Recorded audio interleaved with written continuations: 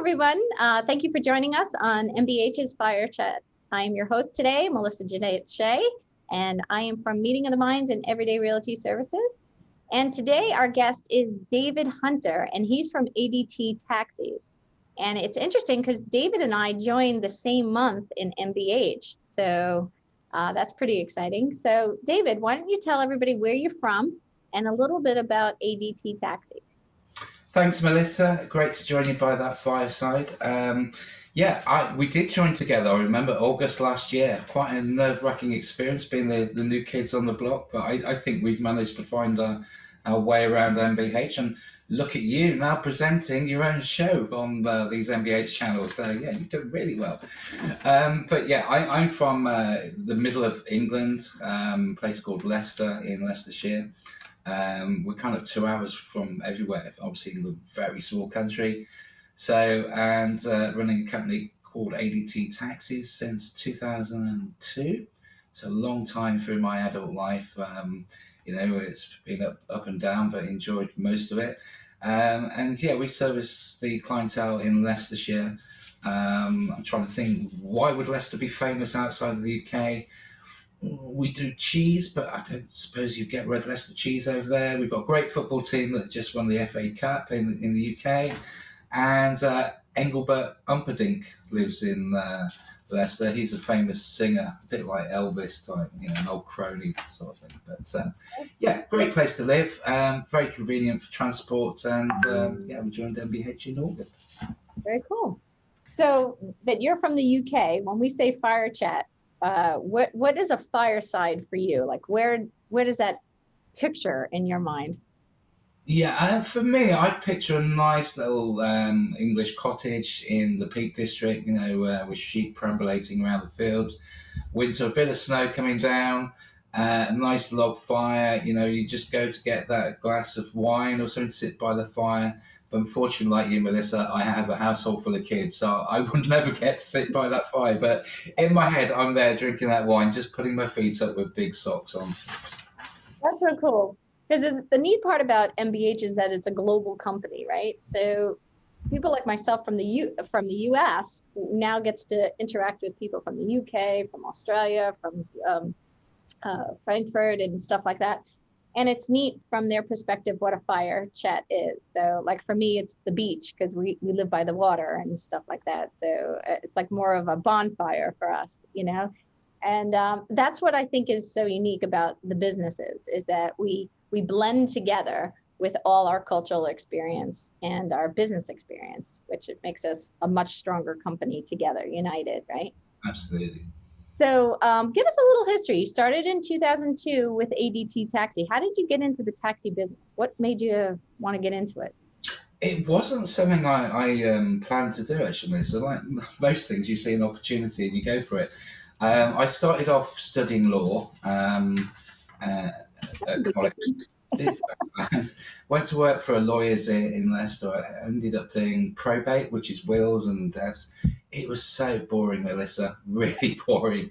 I was 20 or something like that, and I just decided this is so boring. I've got to get some life experience. I don't want to be sat at a desk all my life. So I travelled to Spain and worked behind bars just to get some experience. Came back and ended up in the world of advertising and marketing, working for large newspaper groups, and became advertising director for a company in London, worked in London. And one of the things, Disneyland, I'll blame Disney for this, they started to open a resort in Paris, and it was a complete flop. Yeah. And it still is, apparently. But so they had all these hotel beds that they couldn't fill. Now, part of my job at the magazine was to do promotional travel, reader offers and so on. I saw a gap in the market for doing school travel because it's a safe environment. They can go study French, business studies, etc., all within the safe environment of these Parisian hotels on site at Disney. So I started a company called Study Express, I think it was, and it just grew and grew and grew. And eventually I sold that. And at the end of it, I ended up with 2 minibuses that I can sell. They've still got leases on. I thought, I need to do something with these. So we started a taxi company doing school travel. And that's how it was just to fulfill these payments on these damn minibuses, and here we are, sort of like almost 20 years later. But that's how it all started. Wow, that's a pretty unique story. So today, how many cars do you have in your fleet? Well, see, the fleet, yeah, we were hit by COVID March the 23rd last year, and we went into instant lockdown, so it was like falling off a cliff. So we went down from 600 to 70, you Wow. know, but there were, 93% down on everything. It was just hospital contracts and, because literally the first lockdown, no one stepped outside their houses. Right. But throughout 2020, obviously, people got more confident to come out and work picked up. In the summer in the UK, we went back up to almost pre-COVID levels. Then we were hit in November with our second wave, which really we're only just coming out of now in the last month or so. So the levels are going back up. So we're probably at about 70% to where we were before March the 23rd, 2020, but it's coming back. But the biggest problem for our trade really is recruitment, because a lot of people left the trade, got other jobs and so on. So we have, since the start of the year, started a massive recruitment drive. And that's not just for ADT, but all the companies within the vertical, because I'm working with them, whether it be Gary at VGT or Steve at Steve Taxis, or just recently Mark at Intercity. So our priority at the moment is to start that recruitment, obviously promoting that on social media using various different websites for recruitment. So yeah, it's going well. Very cool. So it's interesting. How was your journey through COVID? Because what's amazing is, so we joined MBH the same month. And then how many companies have you acquired during this time period, during lockdowns and COVID? Where are we? I'm losing count. 1, 2, 3, 4 for MBH. Wow. And most of those deals were, some of them started negotiating just after COVID. But obviously it was kind of hard because a lot of people were staying indoors. So a lot of it was conducted over Zoom. And, we did probably break a couple of lockdown laws and went out and actually saw people in, gas stations, as you would say, service areas off the motorway or the highway, heavily monitored by the police. I remember one guy, he wasn't confident to email me his accounts. He was a bit protective over his accounts. And so he'd put them down he'd written them on a bit of paper like that. Right. These are the official accounts. And so we met him at a service station. I was in a coffee shop, and you weren't allowed to sit down because you weren't allowed to be inside in a coffee shop. And I had to pretend to be the manager of the coffee shop because we sat down at the table, and this policeman came over and said, "Well, what are you doing?" I said, "Oh, I'm just doing a stock take." And we got away with it. So we were able to conduct that deal at that table during lockdown. But it felt like a different world, It's amazing how creative you had to get during COVID with business. And do you think being part of MBH helped you with that? Oh, definitely. I mean, Melissa, I absolutely love it. I mean, you and I would never have met, and we haven't actually met. We've met digital versions of ourselves, but in your industry is so different to mine, and that's what I like. These principals like yourself, like me, all from different backgrounds: Singapore, New Zealand, Australia. And the thing we have in common is, well, we're part of MBH. We've created our own successful businesses. And obviously, at the moment, English language, and that bonds us all together. But you learn so much from different people within the group, One of the things that I thought was the most unique was that although we're all over the world, right, and different countries, different time zones, right, because when we're trying to have a meeting, right, I'm up at 3 a.m. with you guys. And that's nice that it's changing a little bit. But the point is that we all have the same issues that we face. We still recruitment, marketing. And so your strength is coming from the marketing that you did back when you had when Disney did its flop, right? You saw an opportunity, marketed on it, right? So you saw a gap in the market. And it's neat because that skill set of an entrepreneur still carries through, because now you saw another gap in the market, right? So Uber, right? People think taxi cabs are going out of business. But when we had our talk and chat with Gary from VGT, he really showed a different perspective. So what's your perspective that you would say to investors or business owners about the competition of Uber? What has it done for your industry? Yeah, I mean, I think Uber actually pulled the industry into 2021. Prior to that day, it was very much old technology using radios and a lot of companies called radio cars. And it kind of brought us into the 21st century. I mean, Uber's technology isn't unique; it's easily replicated. So basically, we've all replicated that technology. We all have our consumer apps, but what is kind of unique to what our USP is the fact that we're still local. We have the local knowledge. We still take bookings from multiple platforms. Whether it be the app, a web booker, text messaging. You can even book a cab via WhatsApp. We've gone beyond this consumer app, and of course, there's somebody still at the end of a telephone who has all that local knowledge. So Uber's great if you just want to get from the station or from home to station, home to airport.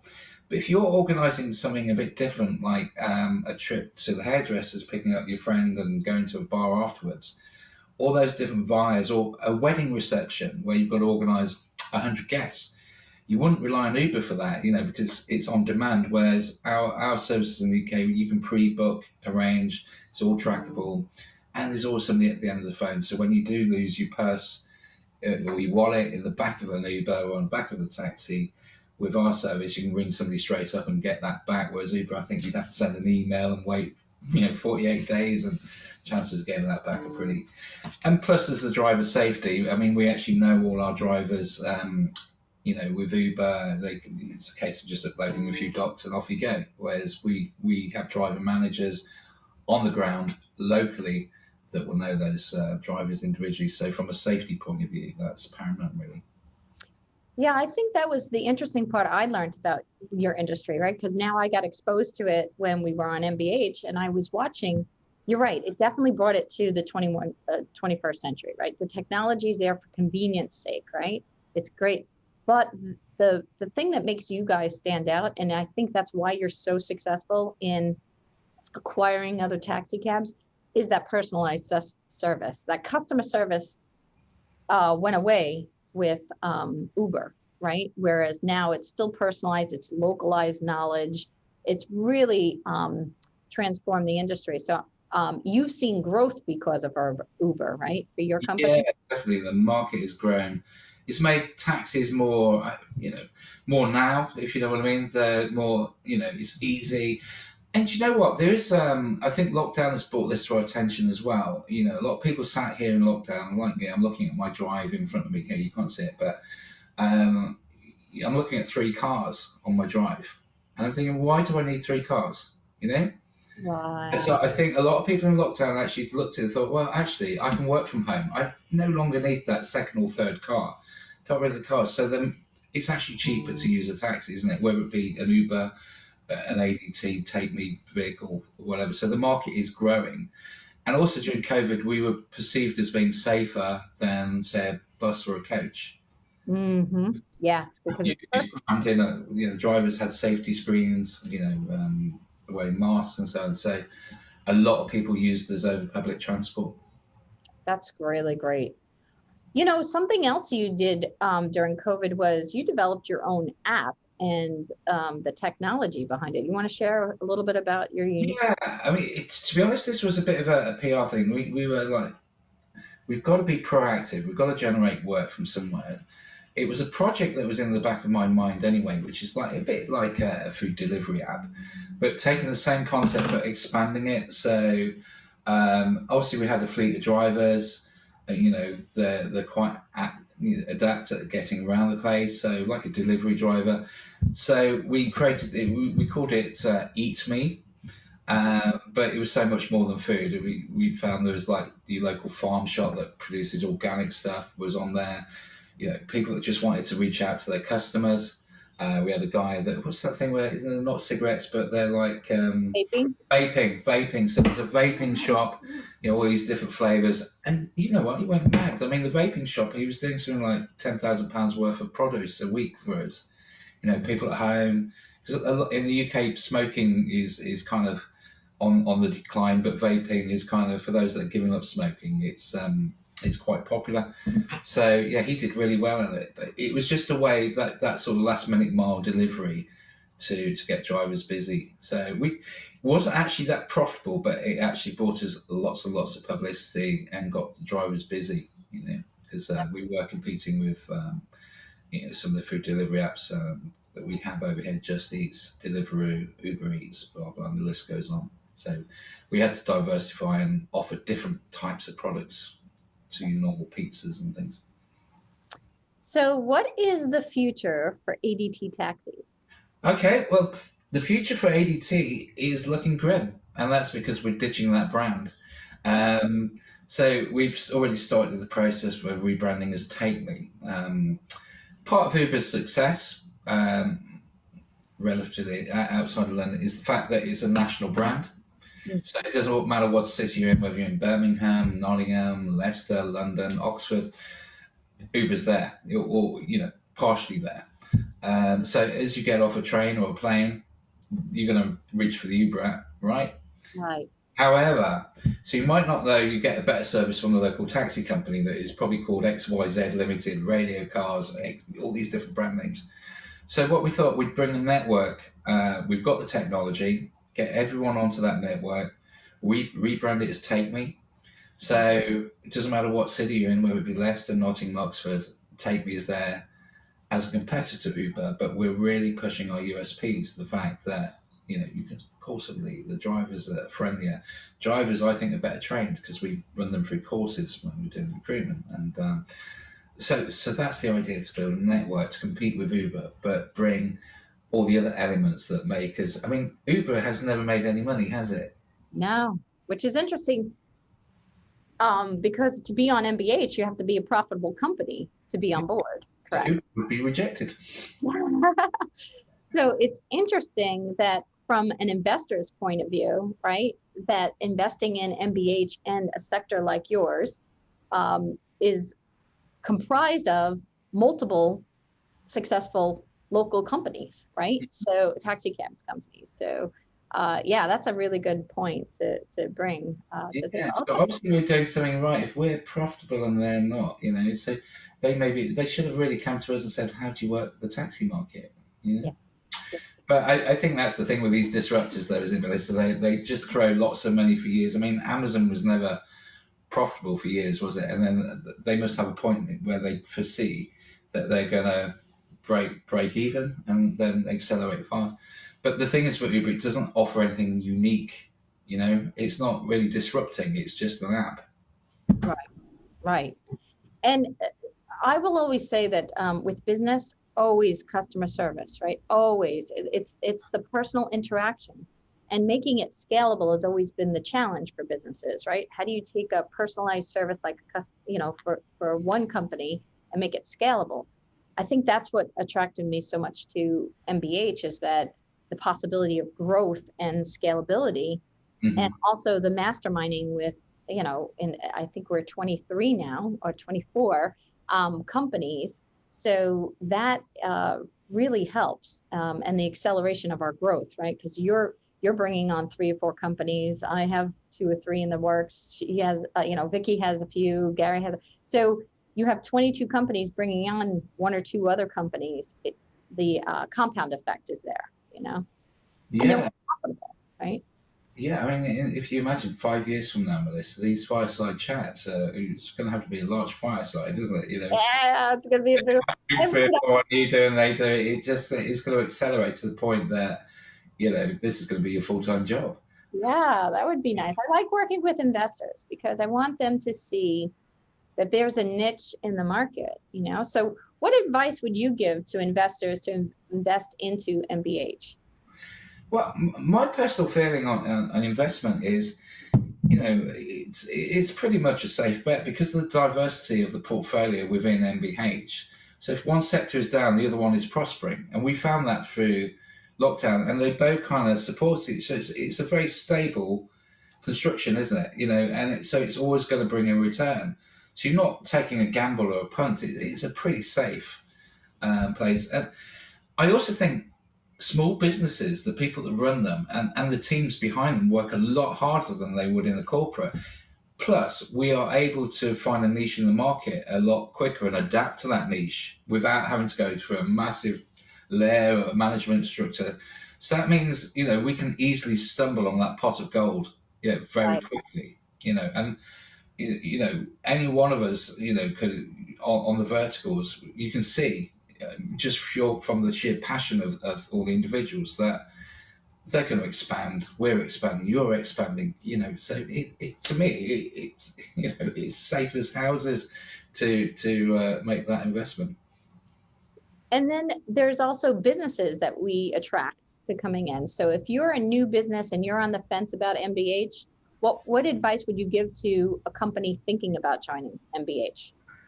Well, I've been doing this for a while now, speaking to companies about MBH, and the way we kind of chat to them about it is the fact that it's obviously, it's a safer environment. You're being looked after by a PLC if you come on board, rather than Joe Bloggs down the road, who's probably doing it. I'll give you a quid now and I'll pay you a couple of quid later. It's a safe environment. It's the knowledge you get from you're part of a bigger team, and the power of the network is key when we're talking to people, because a lot of small business people, they've been hit hard by COVID. They've had all these new technology they have to deal with.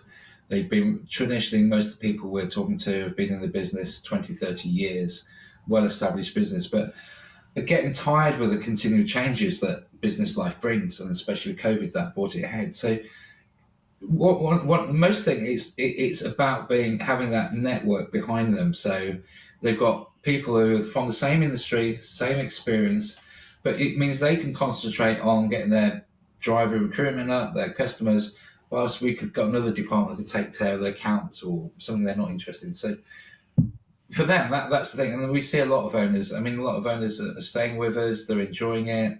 And I mean, you spoke to Gary. He's probably one of the best for saying it, but he really appreciates being part of a larger team, as we all do. Yeah.